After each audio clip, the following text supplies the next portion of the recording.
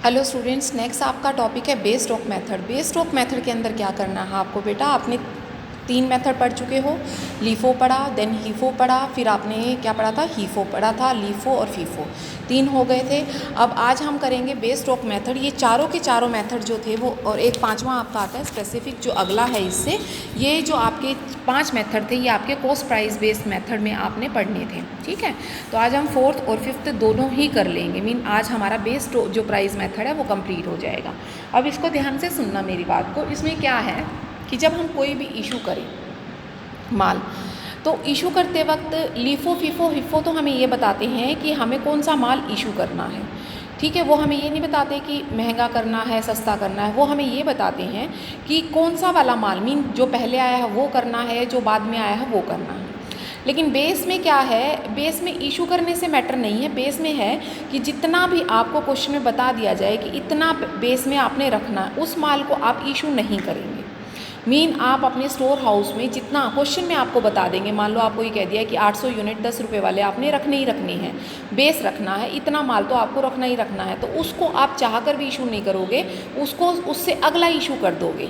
वो अगले का मतलब है अगर वो आपको ये कहता है, क्योंकि बेस स्ट्रोक मेथड आपका अकेले नहीं चलेगा, इसके साथ या तो हीफो काम करेगा या लीफो काम करेगा या फिर आपका फीफो काम करेगा। मान लो मैं ये कहती हूँ first in first out method आता है आपका बेस स्ट्रोक के साथ, और बेस स्ट्रोक में मैंने ये कह दिया कि 800 यूनिट 10 रुपये वाले आपने रखने ही रखने हैं। तो जो फीफो मेथड है वो क्या कहेगा कि जैसे ही आपके उसमें 800 यूनिट रह जाएंगे फीफो के लास्ट वाले 10 रुपये वाले, उस टाइम आप उसको इशू नहीं करेंगे, उससे अगले को इशू करेंगे। मीन जो बेस स्ट्रोक है वो फीफो से आगे चलेगा, ठीक है। इसको ज़्यादा आप अपनी इलस्ट्रेशन में कंप्लीट कर पाएंगे, अच्छी तरह से समझ पाएंगे। वो देखिए कैसे है आपकी इलस्ट्रेशन है। नेक्स्ट, इसके अंदर बहुत सिंपल सी आपको चीज़ दी हुई है। आपके पास रिसिप्ट्स हैं और आपके पास क्या है, इशू हैं, ठीक है। अब रिसिप्ट्स में जनवरी 1, 10, 15, 22 को 1000, ठीक है, 500, 4000, 300 और रेट भी दिया हुआ है 8, 10 एंड 9 एंड 12 के रुपीज़ के हिसाब से। इसी तरह से आपका इशू दिया हुआ है, आपने 600 और ये इशू आपका दिया हुआ है। इसके बाद आपका नीचे एक लाइन लिखी हुई है, the base stroke is 200 kg 8 rupees पर kg। मीन 200 kg आपने 8 रुपये वाले रखने ही रखने हैं। अब बात आती है इसके साथ मेथड कौन सा चलेगा, फीफो मेथड चलेगा। अब देखिए ज़रा क्वेश्चंस में कैसे वो कहता है, मान लो आपके पास शुरू में कितने थे, 2000 यूनिट, 2000 यूनिट थे आपके पास स्टॉक में 16 को, ठीक है। यही 2000 आपके आ गए यहाँ पर। फिर उसके बाद आपने इशू किए, इस 2000 में से 600 इशू कर दिए तो आपके पास 1400 बच गए। फिर आपके पास 500 यूनिट और आ गए। अब इस 500 यूनिट और आ गए तो अब आपके पास माल हो गया 1400 और 500, ठीक है। उसके बाद फिर आपने 600 यूनिट इशू करने हैं, तो इस 1400 में से ये 600 चले गए तो कितने बच गए, 800। 800 और 500 आपके पास रह गए। आपने इशू उतने पे ही करना है जो रेट दिया हुआ है, जिस रेट पर आपके पास आए हैं आपने इशू उतने पर ही करना है, उसको वो मैटर नहीं करेगा यहाँ पर, ठीक है। अब देखो आगे आगे क्या कहता है, फिर आपके पास 400 यूनिट और आ गए। अब आपके पास गोडाउन में 3 तरह का माल है, एक क्या है 800 वाला, एक आपके पास 500 यूनिट और एक आपके पास 400 यूनिट, 8 वाले, 10 वाले और 9 वाले। क्लियर है। अब आपने 1200 यूनिट इशू करने हैं जनवरी 18 को। अब 1200 अगर आप 800 ये ले लेते हैं तो आप बेस स्ट्रोक नहीं छोड़ पाएंगे, लेकिन वो बेस स्ट्रोक की बात कहता है कि 200 यूनिट 8 वाले आपने छोड़ने हैं, और 8 वाले आपके पास कितने बच गए, 800।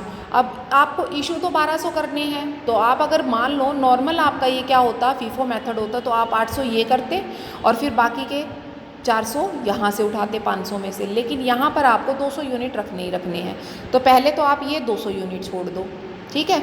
ये 200 छोड़ दिए तो ये 600 हो गए, ये 600 हो गए तो अगले 500 और उठाए 1100 हो गए, और 100 फिर आपने इस 400 में से किए। तो अब जो आपके पास बच गया माल वो क्या बच गया, 200 तो आपका बेस स्ट्रोक वाला बच गया, 300 आपके कौन से बच गए, 400 में से बच गए जो 9 रुपये वाले हैं। क्लियर है। उसके बाद फिर आपके पास 12 रुपये वाला माल आया। अब आपके पास ये 3 है।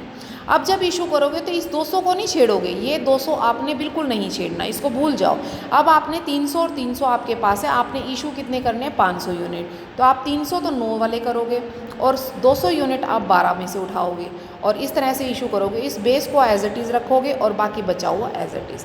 कहने का मतलब है जो बेस आपको बताया गया उतना माल तो आपने रखना ही रखना है, ये बेस आपका यहाँ से शुरू हो जाएगा, ठीक है। ये थे बेटा आपका बेस स्ट्रोक मेथड। एक ही इलस्ट्रेशन आपकी दी हुई है इंग्लिश मीडियम में भी और हिंदी मीडियम में भी, जो मैंने आपको करवा दी है। नेक्स्ट जो होगा वो हम नेक्स्ट वीडियो में करेंगे। ओके बेटा।